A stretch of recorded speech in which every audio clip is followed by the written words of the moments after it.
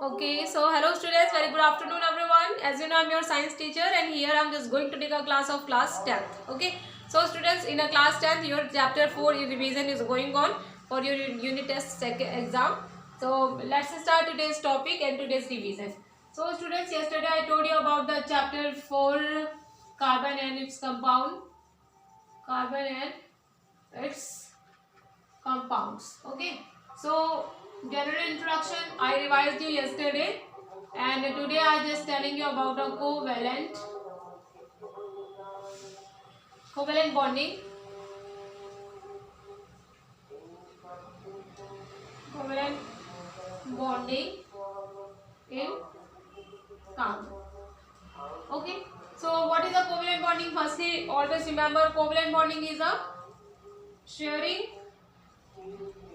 of pair of electron, sharing of electron. Always remember student, covalent bond how is formed. So covalent bonding is it is formed by the sharing of two or more than two electron. Okay, yeah, we can say that more a pair of electrons. Okay, so carbon, you know what is the carbon valency? Carbon valency is a 4. Clear? And now we are discussing about the covalent bonding in a carbon. So carbon can share its 4 electron between two other 4 elements and make the single covalent bond. Here the hydrogen having a one valence electron and carbon has a 4 electron, so carbon can share hydrogen, carbon and hydrogen, both elements are share their electron, one pair of electron, and by sharing of electron the bond is formed which is known as a covalent bond. That is okay. So because of the here one pair of electron is shared, so which type of bond is formed when the one pair of electron is shared by between two elements? Always single covalent bond. Yeah, we can say that monocovalent bonding is formed. Monocovalent bond. Okay, when the carbon shared its electron with another, like with a carbon dioxide, it's shared to its electron. So what is this? When the two pair of electron is shared, then we can say that dicovalent bond. Okay, and then after, when the carbon is shared its 3 electron with three pair of electron, so what will be happen? Here 2 electron is remained in the nitrogen, so nitrogen can coordinate to others. So here what will be happen? You see the carbon form the cyanide, that is okay, hydrogen cyanide. So here triple covalent bond is formed. So remember, here I am telling you the carbon make a 3 type of a covalent bonding. By sharing of one pair of electron, it make a monocovalent bond.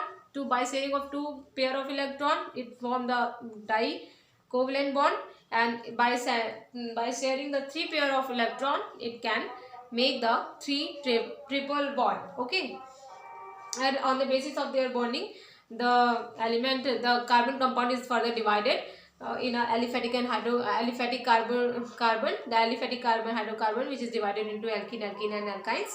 So alkene, alkene and alkynes is generally divided on the basis of their number of hydrogen present or number of bonding present in it. Okay, so you have to generally, this is very important question of covalent bond.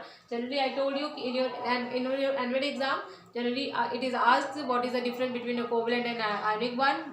Why covalent bond is weak than ionic bond, if and also it can be asked in your exam, why the acetic acid is a weak acid in comparison to sulfuric acid. Okay, so here you have to revise. Always remember the ionic bonding, the acid or a substance which is formed by the ionic bond is more strong because of the here the more strong is attraction force between two elements, and as well as because of ions formation. So ion attract, the opposite ion attract each other very strongly.